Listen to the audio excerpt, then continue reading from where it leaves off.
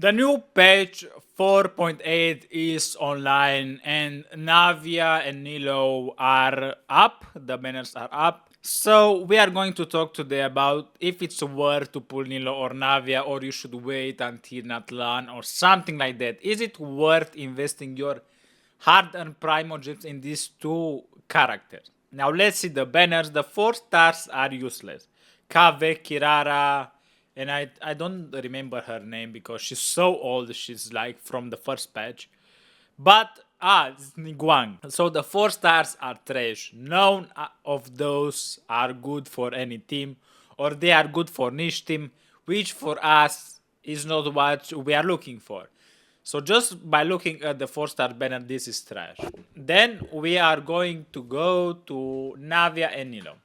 Now I want to show you that I'm level 60, so I know a few shit about this. But I don't have Nilou and Navia, right? So I cannot really tell you about how it feels to play them. But what I can tell you, it's about the tier list and the teams that you can make, the weapons, whatever. So as you know, these two girls usually require their signature weapon because there's not really a good weapon for them, like a 4-star weapon. I don't know why. Or maybe for Nilou. Maybe Nilou has some weapons that are kind of good for her as 4 stars. But Navia has not a single weapon that is good, and the verdict of whatever is very important for her. So the X thing. And let me actually show you on the internet on game 8, not this one. Let's do okay, not this page. This page. Here, this page. Because it's very important. So we have Navia and Nilou banners. Also in 4.8 phase 2, Emily and Yelan. If you ask me, maybe Emily is gonna be worth it, maybe not. Yelan is also a very good character support. So we are going to go through all of them because why not? So you can kind of get an idea. So Navia is a main DPS, if you ask me. She's very strong, whatever. We can see that one of her best weapon, 4-star weapons, is Serpent Spine, which is great. And she works well with a few teams, which I'm gonna show you right now. Where's the teams? Where the teams? Where the teams? Obviously, she needs some Nighttime Whisper, which is a set that not really a lot of people use, so it's kind of a niche set, which you need to invest a lot of your energy into it if you want to make a good team. So these are some Navia teams which are decent or not. This is Navia Hyper teams, but they don't really work because usually Navia teams you need a lot of crystallize. So Yelan, Shining Bennett is fine. Navia, Shining Zhongli, Bennett is fine. So these are the teams you can see. I would go with this is Navia main DPS in Furina teams is the best, like Navia, Furina, Zhongli, Bennett, Albedo, something like that. So the characters that are required for Navia are kind of interesting and not that great. Like Albedo, Charlotte, what would I say? What's here? Fischl, Yelan. They are high investment. And as for a tier list, let's go to the tier list because that's why we are here. Let's see the tier list. The tier list is here. So she is, as a C0, she's like an S tier character, so it's kind of good. And then where's Nilou? Nilou is a support, a sub DPS. He's a S tier character as well. But Nilou has an interesting team as required. So you require Nahida, you require Yelan, Kokomi, Al-Haytham. These are the characters that Nilou works well with. Basically, Nilou and Nahida, Al-Haytham, Yelan is like a must because that is the truth.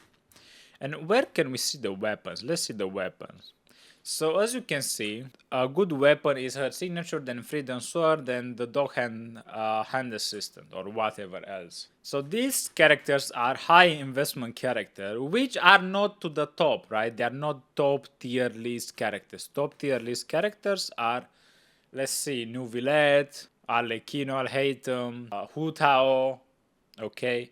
So if you like these characters, by no means pull for them, but why would you pull for some characters that are already been run through, they've been rerun, and why not wait to get the 5.0 character, which 100% they will destroy in DPS, in support, in sub DPS roles, every character that is existing into the game, right? So let's say if you want to pull Navia, you may need 150 pulls that you can invest in the 5.0 characters that are going to be 100% better. So think about this. From this perspective, from this point of view, why would you spend your Primo Gems right now when the meta is about to change? I don't know what their abilities are. I don't know what their weapons are, the new puzzles, the new map, the new whatever.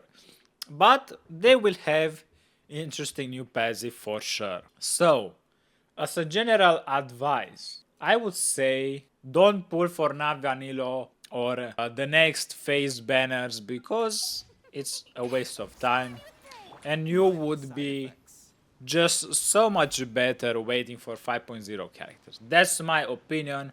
However, if you like playing these characters, if you like Navia because she's so hot, she's cute, in the story she's such a nice character to have, by all means go for it. But if you want the creme de la creme for the DPS and maybe you're a new game player or Genshin player, you need some good characters, this is not the time you should be pulling for this.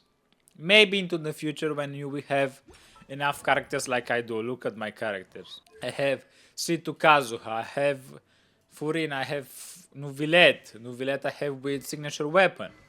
I have Baizu, I have Ganyu, I have Nahida, I have a lot of characters which I can use. So for me, if I get them, it's fine.